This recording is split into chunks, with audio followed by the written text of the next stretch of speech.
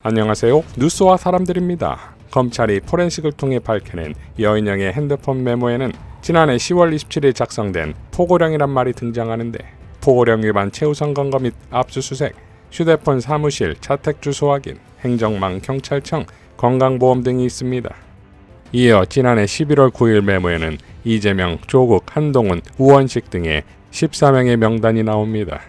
자, 10월 27일 명태균 관련 기사를 보면 검찰은 명태균의 미래한국연구소 소장을 피의자 신분으로 조사합니다. 이날 명태균은 자신의 SNS에 정권교체에 이 한몸 바쳤다, 건곤일척이다 라고 작성합니다.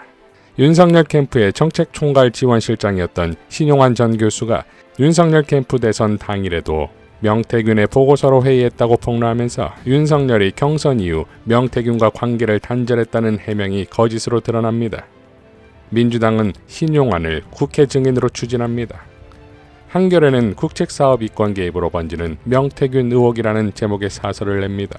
이재명 대표와 한동훈의 특검법 논의를 위한 2차 대표 회담을 가질 예정이라는 보도도 나옵니다. 국정감사를 끝낸 민주당이 김건희 규탄 범국민대회로 장외투쟁을 예고하는 보도도 나왔습니다. 다음 11월 9일입니다. 명태균이 8일에 이어 9일 12시간 동안 검찰 조사를 받습니다. 민주노총의 시위가 있었고, 이 자리에서 양경수 민주노총 위원장은 분노한 시민은 이 나라의 대통령이 김건희인지 명태균인지 묻고 있다.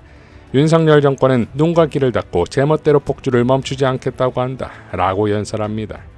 11월 7일에 있었던 윤석열의 대국민 담화와 기자회견이 별 효과가 없었다는 언론 보도가 나옵니다. 명태균이 대선 때 쓰던 휴대폰, 이른바 황금폰의 행방에 대한 보도가 나옵니다.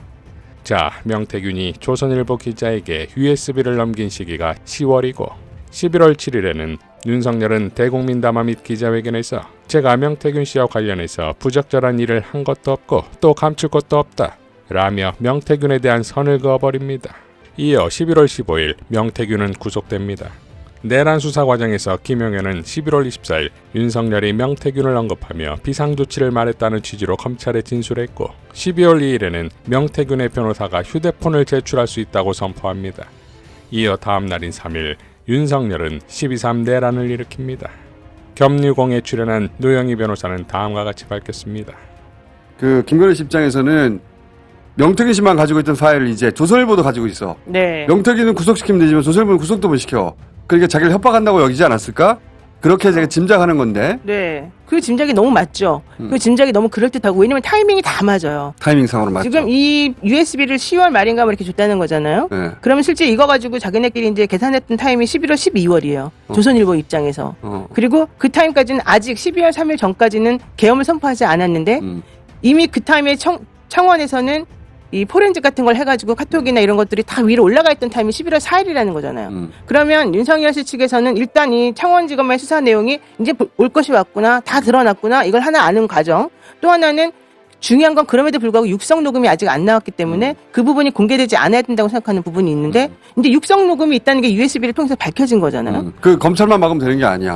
그렇죠. 조선일보가 가지고 있어. 게다가 이제 검찰이 그런 식으로 갖고 있으면 이제는 나의 라인이 아니라 한동훈 라인으로 갈아타겠구나라는 걸 이제 불안을 느끼고 있는 중이었잖아요. 그럴 수도 있겠다. 더 웃긴 건 그 다음에 11월부터 12월까지의 조선일보 사설이요. 거의 맨날 이 사건은 김건희 때문이다. 김건희를 없애야 된다. 김건희를 버려라. 이게 맨날 나왔었어요. 조선일보는 그 파일을 이미 입수했으니까. 그렇죠. 그리고 그 타임에 무슨 일이 있었는지 혹시 기억나세요? 중요한 사건인데. 잘 안 나죠. 워낙 일이 많으니까. 그 타임에 무슨 일이 있었냐면 국민의힘 당원 게시판에 한동훈의 사람들이 막 8개씩 뭐 몇 개씩 해가지고 식구들이 막 몽땅 김건희 욕하는 거 내보내고 게시판 싸움이 난리가 났던 때예요. 맞아. 그래서 그 뒤에 한동훈이 있다. 한동훈 가족이 한 거 아니냐. 그럴 때죠. 김건희 고모네랑 막 뭐 벼락 맞아 죽을 집안 뭐 골목거리를 채워갖고 안에 넣으라는 얘기냐 뭐 이런 얘기해서 그 난리 났던 게 11월 27일 8일이면 이때 막 엄청 났었거든요. 그때 그래서 그 한동훈 씨 가족이 직접 그걸 썼냐 안 썼냐 그걸 밝혀라고 막 할 때였죠. 네, 한동훈 이름으로도 있고 한동훈 딸 이름도 있고 한동훈 부인 이름도 있고 뭐 그랬다. 이쪽은 고모가 나서가지고 난리치고 그게 전부 다 11월 12월에 벌어진 일이에요. 제가 봤을 때는 그리고 난 다음에 계엄이 선포됐거든요. 12월 3일 4일 때. 그러니까 결론적으로는 김건희 입장에서는 정말 사방팔방이 전부 다 적이었고. 자기를 괴롭히는 것밖에 없는데, 이걸 타개하는 방법은 언론이 도와주거나 검찰이 도와주거나잖아요. 근데 언론하고 검찰이 전부 다 누구 편이야 이제는? 한동훈 편이 다 돌아갔다고 생각하는 거죠. 생각했을 수 있고, 그리고 그 중에 그 파일을 직접 들고 있는 건 조선일보인데 조선일보가 내 편을 들어주기는커녕 한동훈 한동훈 쪽으로. 편에 서가지고 자기를 공격하고 있으니까 조선일보 패간 얘기가 나온 게 아닐까. 그렇죠. 12.3 내란이 발발하기 전 마지막 국방위 상임위에서 김용현은 윤석열이 계룡대에서 골프를 친 것에 대해 다음과 같이 열변을 토해냅니다. 장병들 중에 가장 고생하는 게 누구냐? 부사관들하고 영관급 실무자다. 그래서 영관급 실무자하고 부사관들하고 같이 라운딩을 하셨습니다. 그 라운딩을 하고 나서 격려 만찬까지 하신 겁니다. 그리고 만찬 과정에서 참석했던 부사관 한 분이 지금도 저는 생생합니다. 뭐라고 얘기했냐? 내가 대통령님하고 라운딩 할 줄은 꿈에도 생각지 못했다. 대통령님하고 라운딩 하는 그 시간 동안에 마치 자기는 로또 당첨된 것 같은 기분으로 했다. 정말 이거는 내 평생에 정말 너무너무 잊을 수 없는 정말 영광된 자리다. 이런 얘기를 하면서 눈물이 걸성이었어요. 자, 아시다시피 이때 투입된 부사관들이 바로 707 특임단입니다. JTBC의 윤 대통령과 골프 칠 사람 실력까지 따져 직접 뽑은 김현태 보도에 따르면 김현태가 직접 골프 칠 멤버를 골랐고 원사와 상사 등 부사관 3명을 선발해 사령부에 명단을 보냈고 이 중 2명이 최종 선발됐습니다.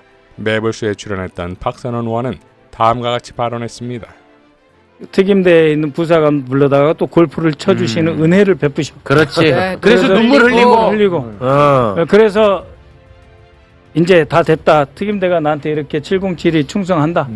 그 특임대 김현태 단장을 여러 번 불러요. 그 술을 여러 번 사줘. 사준다 여러 번 관저 불러다가 술을 먹여. 이게 이제 묘하게 명태균 그 게이트하고 중첩이 되는 거예요. 그래가지고 계엄 논의가 아주 급물살을 타요. 그래서 해외 일정 하나만 있고 이때는 거의 골프도 안 쳐. 골프도 안 치고 계엄 논의에만 집중을 하는 거예요. 그러니까 명태균이 터지니까 야 땡겨 계엄. 이제 경호처 첩보를 쭉 받아보니까 어떤 게 있냐면은 밖에 알려진 것보다 훨씬 자주 관저하고 삼청동 안가에서 장군들을 불러 모아서 술을 먹었다. 네? 네. 그래서 이제 간을 봐서 우리 편 아닌 편 이렇게 골라내는데 그때 제가 10여 번이라고 언론에다가 이야기했는데 사실은 10수번이 아니라 수십 번이래요. 자, 대한민국 특수부대 탑티어를 완전히 장악했으니 윤석열은 신났겠지요. 반면 대한민국이 자랑하는 세계적인 특수부대는 부대를 정치판 한가운데로 넣어버린 무능하고 무책임한 수장으로 인해 707은 해체되고 새로운 부대로 재편해야 될 판입니다. 윤석열과 함께 순장되어야 할 기쁨조가 되고 말았습니다. 이상 뉴스와 사람들이었습니다. 시청해 주셔서 감사드립니다.